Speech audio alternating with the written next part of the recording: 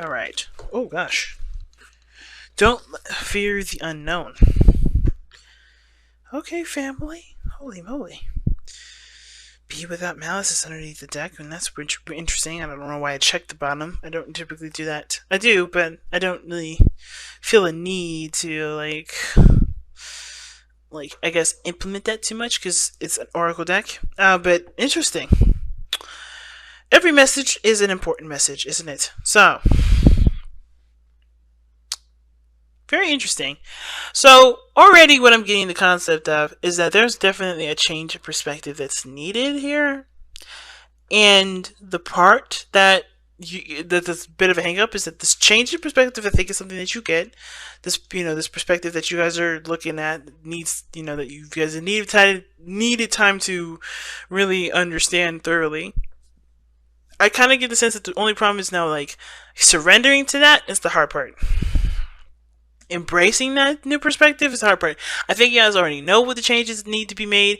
You guys already know what changes need to be made, what things need to be adjusted, what stuff needs to be rearranged. A way of seeing something needs to be readjusted. But even embracing that kind of adjustment is still very difficult to do. Mostly because you don't really know how the turnout's going to be if you embrace that sort of perspective. You just know that where you are now, what you're doing, how you see things, how you believe things is not conducive to what you're trying to do in your life. Now, the reason why I say that is because do not fear the unknown is really what it means. Don't let the unknown get you down or get you to get you back up. The unknown is nothing more than just a blank canvas for you to create what you want. But that may be, with the perspective changing here that the hangman can suggest, or the alteration in one's points of view, it can make the unknown a little more makes that white canvas a little bit more sketchy because you don't know what paint to use, you don't know what you're going to go into it with, but it's a blank canvas. You still, is whatever it is what you want to use, you just figure out how that works out. And a lot of times, especially considering that we don't like to go through that trial and error to figure out how things work and how things don't, it can be kind of scary to kind of figure out what the outcome could be in our head. That's why it's so important to never live in the future, live in our minds, but to live in the present, okay? So don't let fear, do not fear the unknown. Do not let fear corrupt your judgment or make you think that something's not going to work out, because the unknown is the unknown for a reason. You don't know. The unknown, it doesn't have any sort of data, so you can't utilize estimations. Not really. You can estimate all you want to, but until you do it, it's not, you don't know if it's going to work. You don't, until you know the information, until you don't do things that require some sort of data to be made, you don't know. Okay, so be careful of letting the unknown make you fearful. Okay, now, in the past, you had the Two of Pentacles. Two of Pentacles usually talks about juggling two pentacles. Well, excuse me, juggling two ideas or two options that are both great in value, but which, of course, the biggest kicker with the Two of Pentacles is about figuring out which of the two coins are of value to you. Because you can have two coins here that mean something, right? They're cool. But until they mean something to you, they're pretty much pointless. So I feel like for you guys in the past year, there was a lot of trying to keep up, things, trying to keep things in order, keep things balanced out. And I think at the same time that, that balancing things out was really just kind of like a stand-in for you guys to figure out what you guys wanted to do.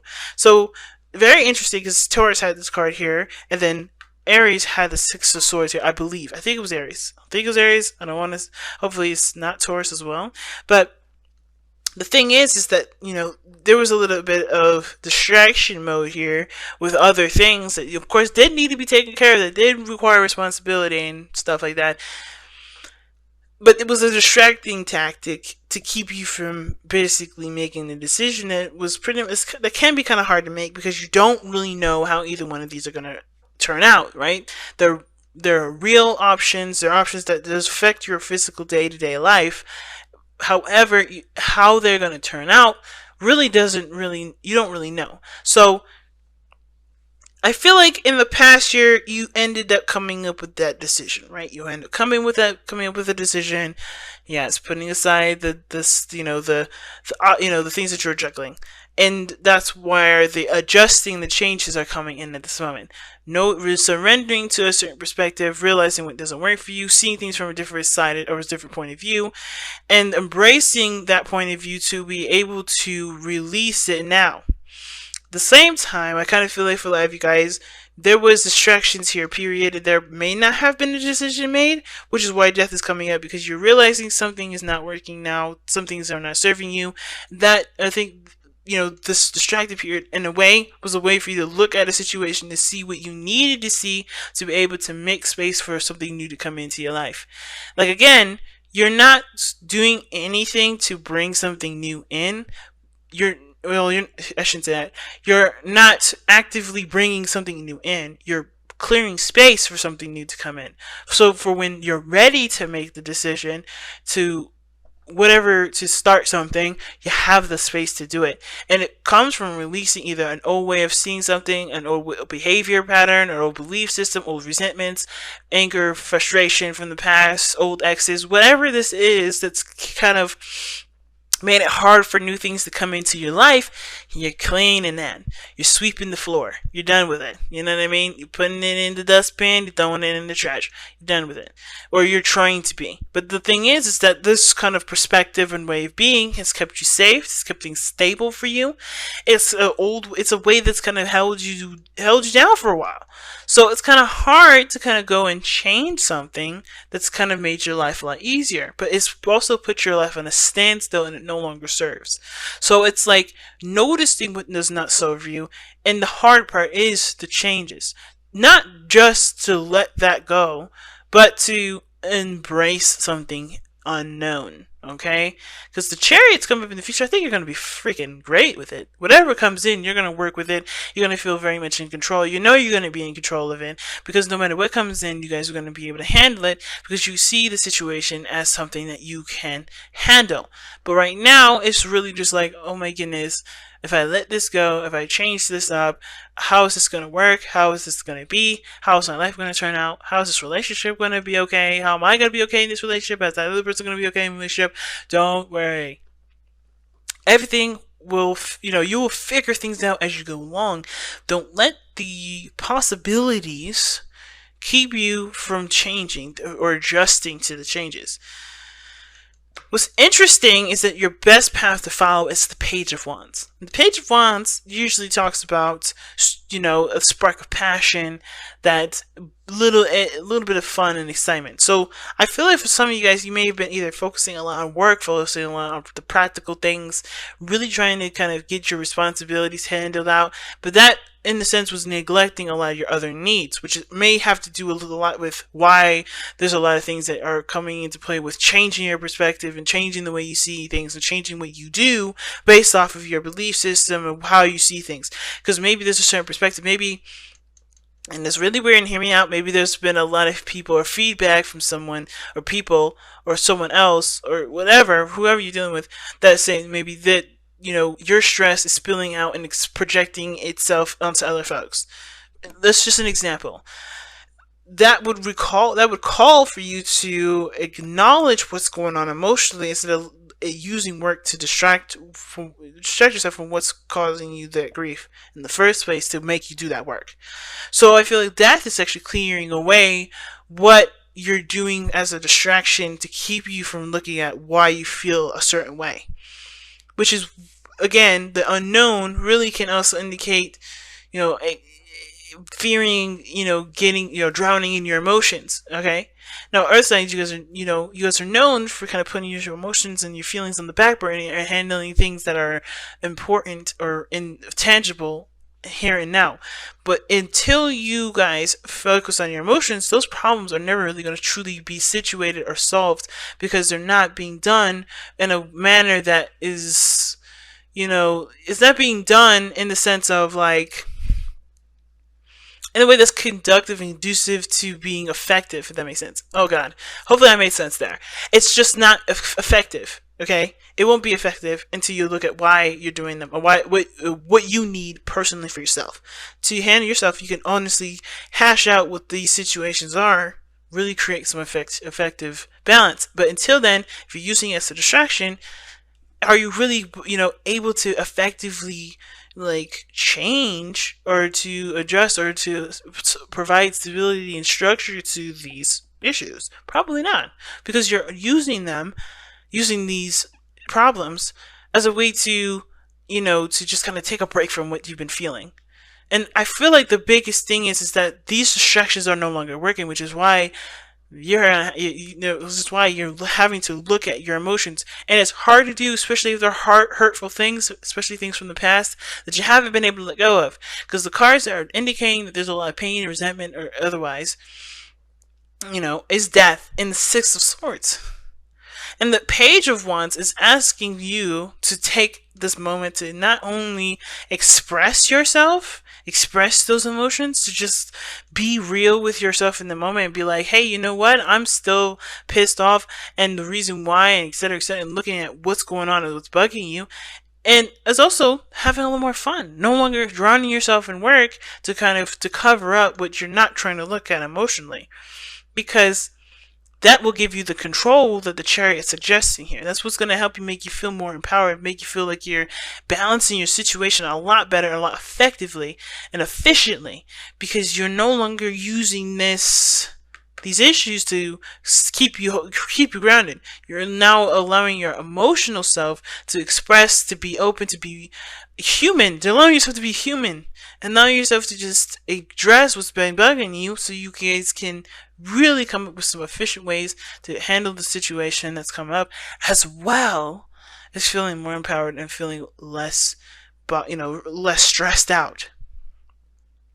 Okay, so I really feel like this is like a balance for everything. Work, play, time for yourself, finding a good balance. But it comes from removing the things that are no longer able to help you in any way. Ignore what those emotions are trying to say, okay? And emotions are trying to express. Right? Now, at the same time, the unknown doesn't have to be emotions. It could just be that there is a distraction, like you're distracting yourself from making a decision that you don't know the outcome from. And the Page of Wands is saying, just, don't, instead of looking at what the possibilities could do, the wrong things, what could go wrong, or even just what could go right, allow yourself to just figure out what you want to do and go for it. Take the steps and just go for it. Don't worry about overthinking it or making sure it's the right decision, because any decision, as long as you put your heart and soul into it, can be the right decision. It can turn out beautifully and successfully, but it requires you to just pick something and go with it. But it's interesting that the Page of Wands comes up like that, because that's a card of fun. That's a card of being child, like tapping into your youthful energy. Okay? And death is letting something go, moving on, leaving something behind, and allowing and making space for something new to come in, like the Six of Swords would suggest. Six of Swords and this Death card are actually, in my opinion, are pretty much the same card. The only difference is that Death is on an extreme note, where it's kind of like it's affecting your day-to-day life in such a really big way that there's nothing really to do other than to release what's been keeping you from being able to allow new things to come in. Whatever, to clean the area that new things can pretty much, take up the space of, that will actually make you happy, versus what's been keeping itself there. Yes, it may have worked for a while, but no longer serving you in the way that you want it to serve you. So the Six of Swords is about moving on to new pastures, and being, finding a better environment, a better path in life. The Six of Swords can also indicate, like I said, leaving the past behind. Moving on. No longer letting the past predict or tell you how things are going to be. And that can be kind of scary, because if you're literally moving on from the old, where things were predictable, it's gonna put you in a position where you're gonna experience some new stuff. You're gonna be put in a situation where you're gonna see some things from a new perspective, and You're going to have to, figure out what you're going to do with those new things. But I don't think it's a fearful thing. It's also something to look forward to. It can be, like I said with Taurus, I think, or it was the Aries. It's also, I can't remember which one it was, but it's something to look forward to. But the part that's biggest with the Six of Wands Six of Swords rather, is the leaving it behind part. Growing from that situation, expanding your horizons. Now, your hopes and fears is the Three of Wands, and I feel like you guys hope for what you guys have, been manifesting. Whatever it is that you've been expecting, whatever you've been putting your hard work towards, I feel like you guys really hope to see that come in. I think you guys are either waiting for something to come into, like I said, you've been putting hard work into. I think the fear is that you kind of, you just kind of be sitting there left waiting forever. But the biggest thing is that in order for there to be the return of what you want, there has to be work done in the meantime, which is pretty much focusing on yourself, learning, looking at what needs to be forgiven, what needs to be moved on from, what resentments may or may not be serving you anymore, or what situations, what patterns, what behaviors, what lifestyles, what kind of structure you have, what that situation is doing for you, and how that's going to help manifest things that you want into your life. There's always something that you can do here with the Three of Wands instead of just waiting. And I feel like what you guys want is success, is you want, to feel more empowered and feel more strong. But it starts by leaving behind the things that no longer serve. Okay? Now, what's interesting is that your outcome is the Nine of Swords. And the Nine of Swords is talking about knowing, it's all about, the worries, the doubts, and the stresses. That's not a word, but I think it's funny to say. All the stress that's on your mind. All the things that are conjured from your mind, from the stuff that you've been through, that's even developed and even created all these stresses and doubts. That's what you're cleaning. That's what you're clearing the air of. That's what you're seeing a different perspective of. You're having more hope here. Page of Swords. Getting more information, and now I think you guys have gotten more information to now be able to leave behind an old perspective, surrender that old way of thinking, and embrace a new way, so that success can come to you because you are moved on from whatever the stress was from the past, or the stress was, whatever this has caused the stress. Forgive it, move on from it, leave it alone, leave it in the past, and travel to something new, to embrace a new way of being. The unknown is, like I said, a canvas to create whatever you want. And instead of seeing it as something that's scary, see it as an opportunity for you to be the person that you want to be, or to have the relationship that you want to have. It's a hard one, especially if if you feel like it's been saving your life. This now is not. Now it's just now fulfilling you. So you guys have surrender your belief in scarcity. The universe is asking you to open to the infinite nature of abundance. In this way, you can remove blocks in your life and succeed beyond your wildest dreams. I believe it. Yeah. That's literally what we were just talking about. Do not fear the unknown and surrender your belief in scarcity are very similar in the sense of, not letting yourself limit the possibilities of success based off what you know, based off of what you've been doing forever, because that is not going to get you to success. You're always going to have to change some stuff up, and this is the time. This is the situation to do that.